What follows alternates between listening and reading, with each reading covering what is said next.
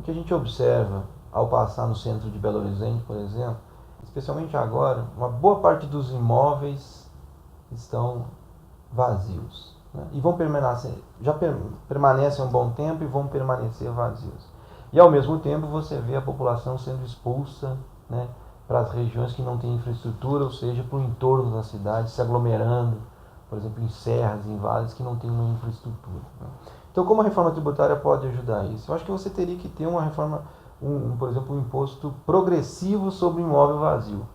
Eu estou, assim, em grandes números, é, propondo que, evidentemente, que os técnicos que trabalham com isso devem ter propostas mais bem elaboradas. Mas um imposto que, a partir de um determinado tempo, sobre um imóvel vazio, que seja progressivo, ou seja, que aumente, acho que é uma coisa que é um incentivo a você baixar os preços, né?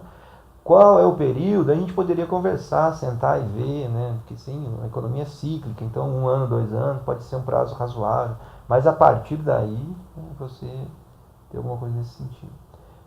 Como é mais ou menos o que se tem em relação ao IPTU? O IPTU para terrenos baldios não ocupados, ele é progressivo, então vai aumentando ao longo do tempo, depende do tamanho, das especificidades. Um bom desenho de como a reforma tributária pode ajudar. E aí pensa a questão rural. O imposto sobre a terra no Brasil, ele é ridículo. A alíquota é insignificante. Então você tem a terra como reserva de valor. Então o que acontece? Quem tem propriedades gigantescas de terras não usa toda, né? Parte a renda, outra parte é a reserva de valor.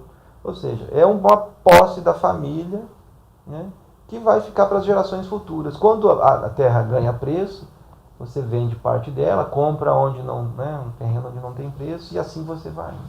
Mas quando você observa que os movimentos sociais, você pega o MST, luta pela terra. Então terra deveria ser, né, um bem acessível. Então o Estado poderia, via sistema tributário, penalizar essas propriedades que não cumprem com sua função social. Aliás, na Constituição está, né, escrito isso, a propriedade tem um fim social.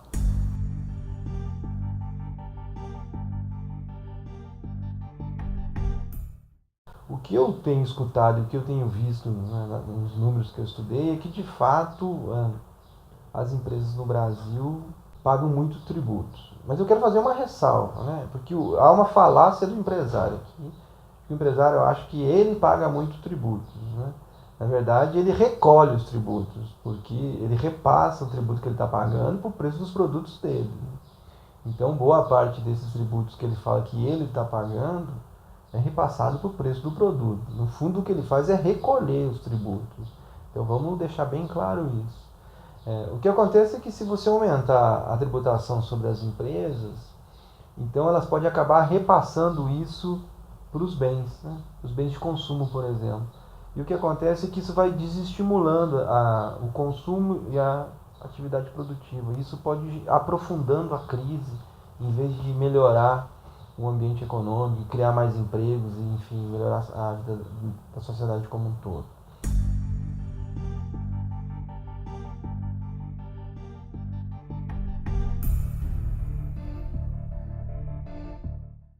Há um tempo atrás eu achei que o sistema tributário deveria privilegiar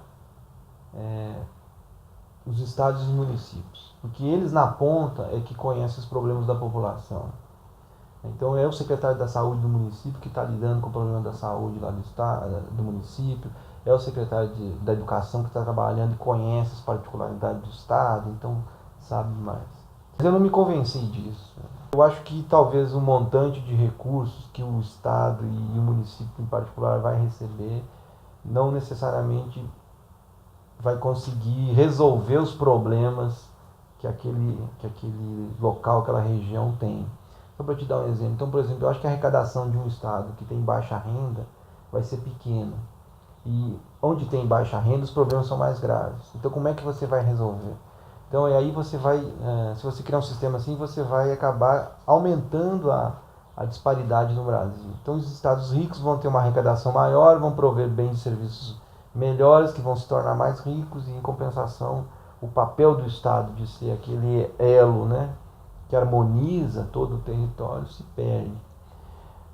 Mas evidentemente que os escândalos recentes de corrupção e aí as quantias e os volumes de dinheiro que você vê aparecer, que transita, né, todo dia nos jornais, são bastante significativos. E aí talvez concentrar isso muito na mão do Estado, o federal, né, nesse caso, não seja a melhor opção. Então eu preciso refletir mais sobre isso. E em termos das alíquotas, eu não sei de novo se existe um número mágico. Talvez para setores, né? Talvez educação, na ponta, quem está lidando com isso, o município e o Estado, da educação fundamental, sabe exatamente quais são os problemas. Então você poderia privilegiar isso. Mas do ponto de vista da infraestrutura, por exemplo, o governo federal deve ter uma capacidade melhor. Uma outra coisa é que boa parte do Brasil, os municípios não têm capital humano e a condição de tocar grandes projetos. Então, quando você centraliza isso, você ganha efeitos crescentes de escala, né? Então, você tem os ministérios, por exemplo, hoje, que tem um mapeamento dos problemas do Brasil e um entendimento disso melhor, talvez, do que aquele município que lá na ponta vive com isso, mas não tem as condições de entender e de operacionalizar qualquer saída para isso. Teria que pensar uma forma de você, talvez setorialmente, melhorar isso. Problemas que são na ponta, que o município tem a capacidade de resolver, então criar legislação que, nesse sentido, os tributos são nesse sentido, para o município e para o Estado. Mas você retirar a capacidade de planejamento e de organização do território nacional por parte do Estado federal, eu acho também temerário. Então, de novo, eu fico nesse meio termo, assim.